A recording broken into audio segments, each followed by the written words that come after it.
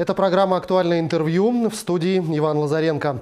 Ожидают ли в этом году республику серьезные последствия и разрушения вследствие паводка? Какие меры предпринимаются, чтобы их минимизировать? И на что в первую очередь нужно обратить внимание жителям, проживающим в районах вероятного затопления? Обо всем этом мы поговорим сегодня с гостем нашей студии. Это первый заместитель председателя Государственного комитета по обеспечению безопасности жизнедеятельности населения Республики Саха-Якутия Иннокентий Андросов. Иннокентий Михайлович, здравствуйте. Добрый день. Ну и сразу, наверное, о прогнозах. Какой уточненный прогноз по паводку в этом году? Где существует опасность затопления? Ну, во-первых, мы позавчера получили официальный гидробюллетень номер 1 Якутского управления гидрометслужбы, который мы, значит, дальнейшие наши работы связываем вот этим прогнозом. И если посмотреть этот прогноз, конечно, есть интересные моменты, о которых вот сегодня можно информировать. Да? Во-первых, на территории Республики Саха-Якутия ледоход начнется битими 5 мая.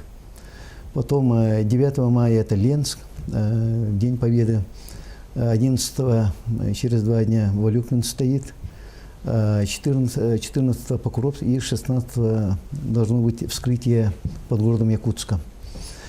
Но надо сказать о том, что вчера произошло вскрытие реки Лена в населенном пункте Качук Иркутской области. Это позапрошлом году у нас было 17-го, вот и 18-го уже произошло вскрытие. Поэтому вот, конечно, это чуть-чуть рано, скажем, 4-5 дней рано. Ну и, наверное, пока наберет воду в верховье реки Лена, ну, ледоход он постепенно выровняется, и где-то вот сказанные даты 5 апреля он должен подходить к границе Республики Саха-Якутия. Конечно, в этом году, если посмотреть по уровням, то уровни, они средне-многолетние в целом, вот, но гидромет говорит о том, что могут быть заторные процессы, которые они отмечают и в Ленском районе. Это территория города Якутска и Намский район, ну, где обычно у нас бывают заторы. Кроме того, заторы возможны в тех местах и по реке Амга, по реке Алдан, как вот в прошлом году произошло, ну и из северных рек, это на реке Колыма.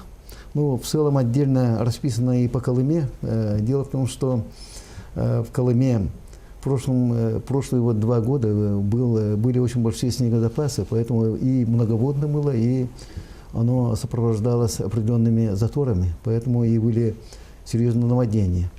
Но в этом году в целом по бассейну реки Колыма снегозапасы они ниже нормы, но толщина льда в этом году доходит до 1,5 метра. Поэтому, конечно же, вот те злополучные заторные участки, они без проблем не пропустят. Поэтому мы готовимся вот, все равно, исходя из нашего вот прогноза Якутского управления гидрометслужбы. Ну, каждый год ситуация паводковая, она, естественно, уникальна. Где-то снега больше, где-то меньше, где-то лед толще. Но, тем не менее, из опыта прошлых лет, насколько оправдываются прогнозы гидрологов и от каких все-таки факторов зависит изменение гидрологической ситуации? Конечно же, мы прослеживаем работу наших коллег, но я должен сегодня официально сказать, что гидрометобеспечение, оно у нас ну, на высоком уровне. В целом каждый год прогнозы Якутского управления гидрометслужбы, они оправдываются. Поэтому мы просто должны руководствоваться с ними. Вот. Конечно, прогноз – это очень такое неблагодарное дело, но между тем опыт, наработанный нашими коллегами, оно обеспечивает выдать достаточно вот, более точные прогнозы. Были года, когда гидромет производил корректировки. Ну, это же зависит от, конечно, от погоды того дня.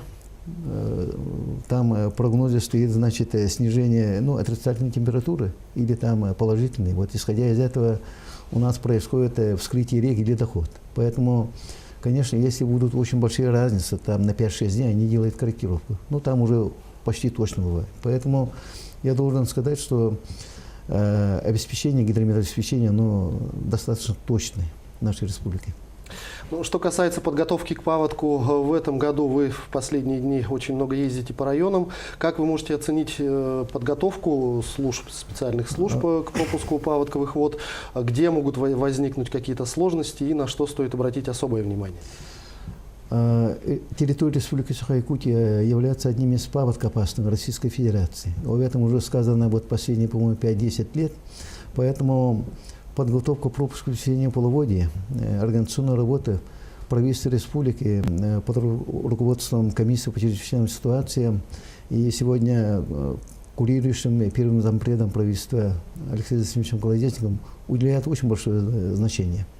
Поэтому 28 января уже вышло распоряжение правительства о подготовке к пропуску населения половодья, по которому, значит, все министерства, ведомства, но и муниципальное образование ведут подготовку к пропуску населения половодья. Мы совместно провели научно-технический совет Ленинского осенне-водного управления, где, опять же, определили и уточнили схемы проведения превентивных работ по ослаблению прочности льда. А потом уже у нас проводятся во многих населенных улусах района проходят межведомственные совещания. Мы уже были в Ленске, Алекминске, посмотрели подготовку муниципального образования. Мы провели, объединяя 6 улусов в селе Чурапча, Заречье. Отдельно в этом году выезжала группа под руководством нашего председателя Госкомитета Усманский улус, опять же подготовка. И в этой неделе пройдут такие же совещания Колымской группы улусов. Это поселке Зарянка и городе Среднеколымске.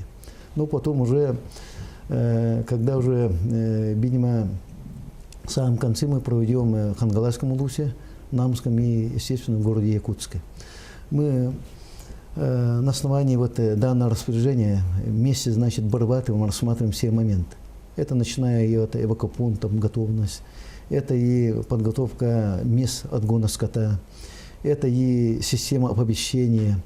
Мы помним, что в прошлом году как раз в Усманском улусе были срывы по обеспечению постоянным энергоснабжением, но и не работала там связь, поэтому большое внимание уделяем в этом году как раз по этому направлению.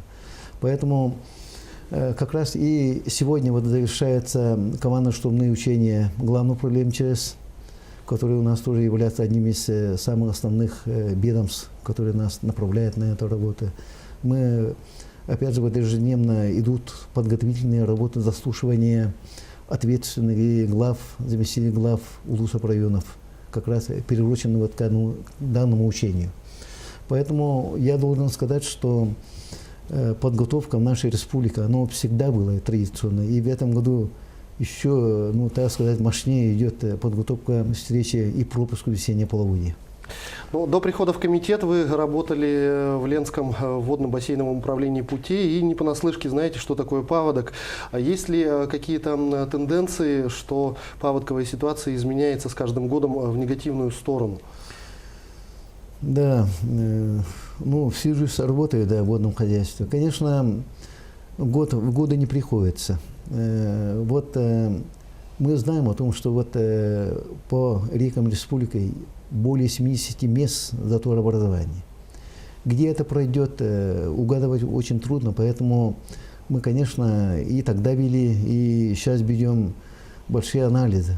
Именно исходя из прогноза гидрометданных, где могут быть образования заторов, которые провоцируют и крупные наводнения. Но в целом это, наверное, 60-70% удается. И мы готовы как-то работать за ликвидацией заторов. Ну и во-вторых, конечно, все говорят, и об этом знает каждый житель нашей республики, идет глобальное потепление. Об этом много говорят ученые. Это имеет место, мы это чувствуем, поэтому, конечно же, раннее вскрытие рек, раннее вскрытие почти всех рек нашей республики, оно не очень негативно, оно влияет на прохождение ледохода. Нам нужна затяжная весна. что оно и были морозы отрицательные, потом потепление. А когда идет дружная весна, связанная вот как раз с изменением климата и так далее, это для нас не очень выгодно. Поэтому мы над этим следим. И, конечно же, вот последние, по-моему, уже 10 лет у нас ранняя весна идет. В этом году гидромет нам дает, что на 2-5 суток произойдет раннее вскрытие рек нашей республики. Как население готовится к паводку, как ведутся работы по страхованию имущества и домашнего скота, и что бы вы могли рекомендовать жителям районов вероятного затопления? Ну, во-первых, по страхованию имущества, по страхованию, значит, материальных ценностей организаций, ведомств, мы ведем и вели большую работу. Мы в этом году в каждом вот межведомственном заседании заслуживаем представителей страховых компаний. Вот, к примеру, активно работает страховая компания «Стирк». В прошлом году по итогам наводнения они выплатили населению и организациям 32 миллиона рублей. Это же большая сумма. Идет компенсация, хотя страховые взносы они намного меньше.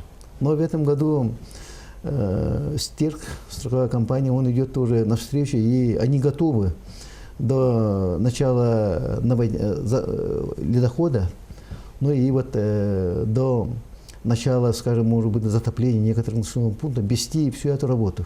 Охотно идут, поэтому население сегодня об этом должен знать.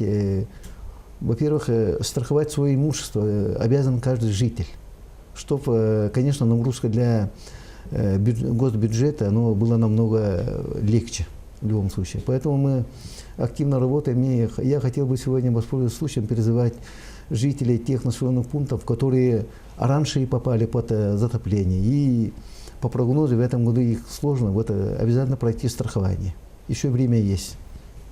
Ну и главам муниципалитетов какие-то, может быть, советы? Ну, в целом, муниципальное образование, которые вот разные годы тоже попали в населенные пункты на территориях улусов под затопление, активно они работают. И я думаю, мы за оставшееся время должны еще все проверить, все ли мы готовы и так далее. И тогда мы и встретим, и пропустим весеннее полугодие нормально.